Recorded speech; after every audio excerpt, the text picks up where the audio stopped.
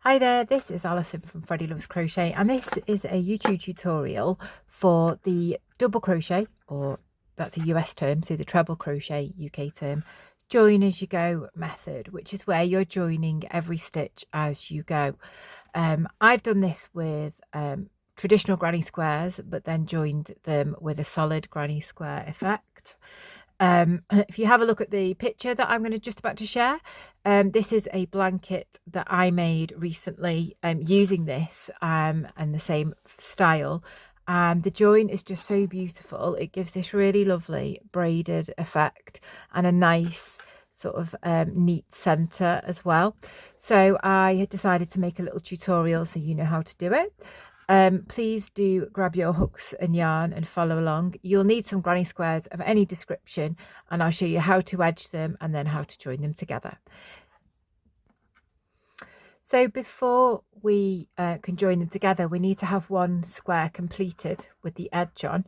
Depending on what sort of granny square you've made, whether you've done a traditional one or one with some design in the middle, or whether you've done a solid granny square, to do this particular join as you go method using the double crochet, you need to have completed a round with individual double crochet stitches as opposed to the clusters. So it means you're going to work one stitch into the top of each one of these stitches from the row below. So I've got a traditional granny square, but the final round is like how you would do a solid granny square. So I'm going to start with a slip knot on my hook in my joining colour, which I've chosen white, into the corner, slip it on, chain 3 counts as a double crochet. And remember, this corners now are slightly different because we're doing them in the solid granny square style. So I'm just going to place one more double next to that chain of 3 to create 2 there, and then we're going to chain 2, which is our corner, and go back into that corner space for another 2 double crochets. So instead of 3 clusters of 3 like you do for a regular granny square, we're just putting 2 in there. Then we're going to work a double crochet in the top of every stitch along. So we're not working into spaces with this, we are working into stitches. Now, depending on what sort of granny square you've already done, you may already know this, in which case use the chapters below and skip to the part where you do the first join, so where you've got your first fully completed granny square and you're joining it to the next one. So just as I work my way along here, just remembering that I am using US terms with a double crochet, it's a UK treble. Then we're going, I've gone in every stitch here, so I'm going into the corner now, and it's 2 double crochets in the corner, a chain of 2, and then a further 2 double crochets in that corner. So you're going to do that all the way around now.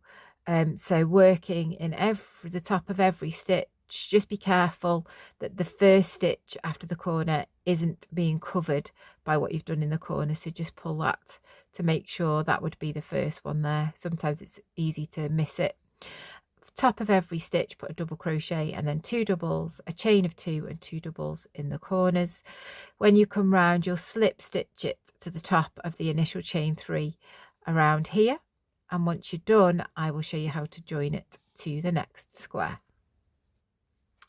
We've now edged our first one with double crochets, and we're now going to join this one to this one. So we're going to start in this corner here, joining on with our joining colour with a slip stitch into the corner, chaining 3, which classes as our double crochet, and then put another double crochet next to it for the first part of our corner.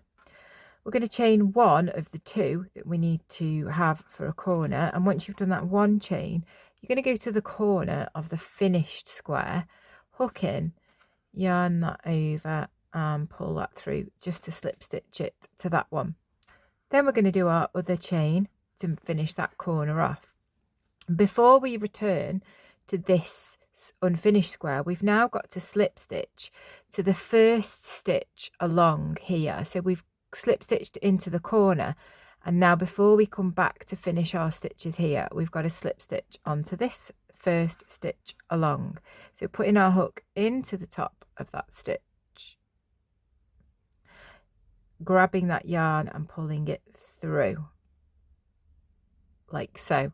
Now we can go to the first stitch, sorry, now we can return to the corner here, because we've only done half of a corner. We need to get another 2 double crochets into here, but we're joining as we do them. So there's our first one, and before we can do our second one, we've now got to go back to here to the next stitch along and do our slip stitch here. So find the next stitch along, hook in, slip stitch to it to join, and now we're returning to finish this corner. It feels weird that you're in a corner here, but you're working up the side here, and that's because you've already done the corner, so you've got more stitches on the finished one, which is why we're doing that. So every time before we move on to another stitch on the unfinished square, we've got to slip stitch to the next stitch up on the finished square. So we're going to the next one up now, which is that one. We're going to slip stitch there, and then we're going to return to this square before we do our next double crochet stitch, which I've done in the wrong place, which isn't great because I was looking at the camera rather than looking at what I was doing. So the first one is the first of that cluster of 3,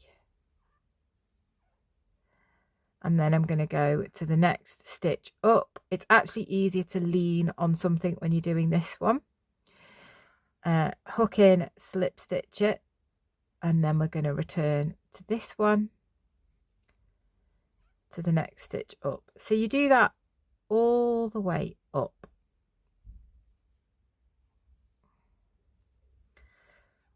So going to the finished one, and then doing the next one along.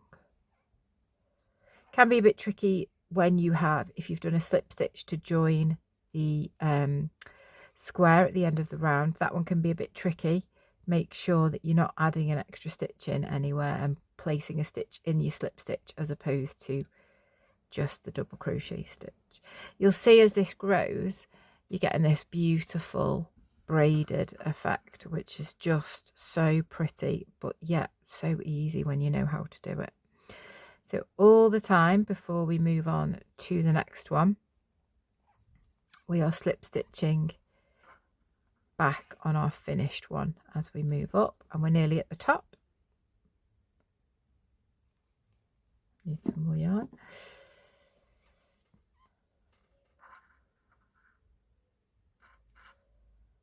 There we go. And so we're at a point now where we've got 2 stitches left here, and we're at a corner here, and that's because the 2 stitches for the first half of the corner that we make here will be joined to these 2. So I need to join in that next one on the white. Then I'm going to go to the corner to do my double crochet. Then I'm going to join to the final white on this white stitch on this side, and then return here to do the double crochet. And I've done half of my corner, so I do a chain 1, slip stitch to the corner space on the, to do that one again because I've got it in the wrong position, slip stitch to the corner space on the finished square, and then do the other chain 1, so that makes a chain of 2 before returning to finish off with another 2 double crochets on that side. So from here on in, for this one, you're just going to carry on that as you normally would if you, because now you've done your join. What I need to show you next is that when we add these on, I'm going to show you how to do a diagonal join here, because it's not and you get that beautiful, so almost like petal shape really in the middle when you're joining the ones that go underneath. So if you finish this round, get to a point where you're on the next row, and then I'll show you how to join your next row in a really beautiful way. This one is nicely joined now, You can see again that braided effect. I just absolutely love it. And now I'm going to join this one to here. So we're going to start in the same way that you did with this one. So slip stitching into it to join, chain 3, another double to go with it, plus that chain 1 initially. Turn this way because I want to join it to this bottom one here. So after I've done that chain 1, I'm going to go into the corner space, slip stitch to it, and then finish the corner by doing another chain 1. And then before I can do my final 2 double crochets, I need to slip stitch into the next stitch along, which is eluding me right now. It's that one there. So the very first stitch after the corner on the completed square. So slip stitch to there, then I'm going to yarn over and double crochet back in the corner space of the unfinished one to finish that corner. So I've done that one, and then I go to this next one. This is where I've got a slip stitch join, which I need to be careful I'm not working in the wrong place. There we go. And then yarning over and pulling through to slip stitch to there, and then I can finish off the corner. So you can see how that is joining there. Then again, returning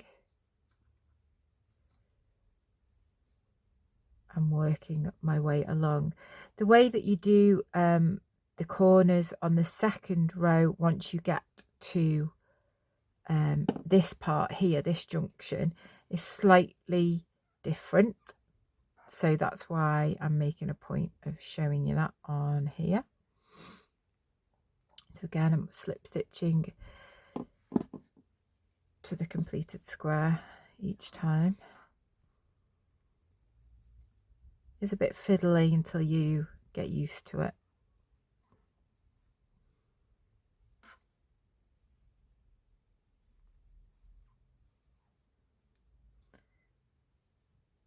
Ooh.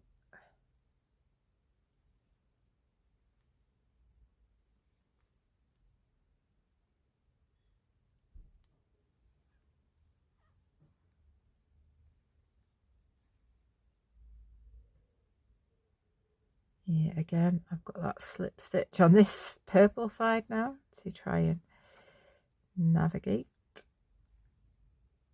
That's it. It's making sure that you don't end up either missing a stitch or adding a stitch in there. So all the time. So I'm at my corner now, and I've got the 2 stitches left here, which is right. So if when you get to a corner, you should have 2 stitches left on the completed side. So if you have, then you know you've done it right. So we're going to do those as we were doing before. So that part of it is the same. Oops. So slip stitching in those final 2 on the completed square, and then into the corner on the incomplete square. Okay, so at this point is where normally I chain 1, which is what I still do, and then you would go to this point here on the completed square. But what then happens is you end up with a great big hole in the middle here. So what I would do is, and what I prefer to do, and it gives a much prettier look, is I go to the diagonal corner. So instead, I don't know why I've just taken my loop out there, put my hook in, I yarn over and pull that through on the diagonal corner there. Then I complete the corner with a chain 1 and another 2 double crochets back in there. So it's working diagonally on it. You then complete the rest of this square in the normal way. But this would give quite a nice sort of braided effect here as well. So you would do the same when you come to put this one on, and you'll go to that corner. I will make a video of me doing that because you've got sort of extra sides to factor in there. But if you feel like you're confident to do that, you don't necessarily need to go on and watch that part of the video. But if you finish off this square, I'll then show you how to join this last one on 2 sides. So in rejoining here, where I'm now on this last square of my 4, where I've got to then join diagonally again here. So I'm at the point where I'm at my corner, so I have got 2 last stitches on the finished side to slip stitch to. So there's 1 and then a double crochet in that corner. I've got 1 more here, slip stitch, return to that unfinished corner for a double crochet, chain 1, and just like we did on this side, we're going to go diagonally now. So I'm going to go here and slip stitch. It feels like you're sort of pulling through quite a lot there, but it does work, especially because we do the other chain that we're missing from this corner. Then once you've done that, you then, before you can move on and come back to the finish this corner, you've got to slip stitch to the first one on this side now, which is here. So I'm going to slip stitch to that side, and then I can carry on in my corner here. So I've got still 2 to do in there. So there's 1 coming back to this one here for the slip stitch.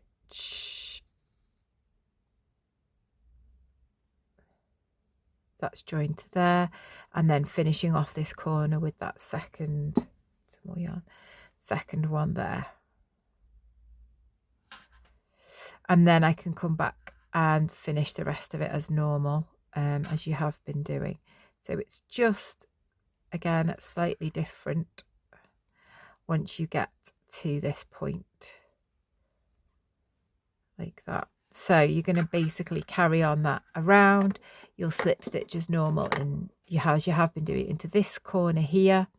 It's just these middle bits that create the diagonals that you need to use, but I'm just going to zoom in there just to show you how pretty that ends up looking there. So that's how you do this double crochet join as you go method. It's something that I sort of stumbled across when I was making a blanket, and I absolutely love it. And I think it gives such a nice effect that it's well worth learning how to do it. I hope you've enjoyed today's tutorial. Please do tune in again for more tutorials, and come back soon.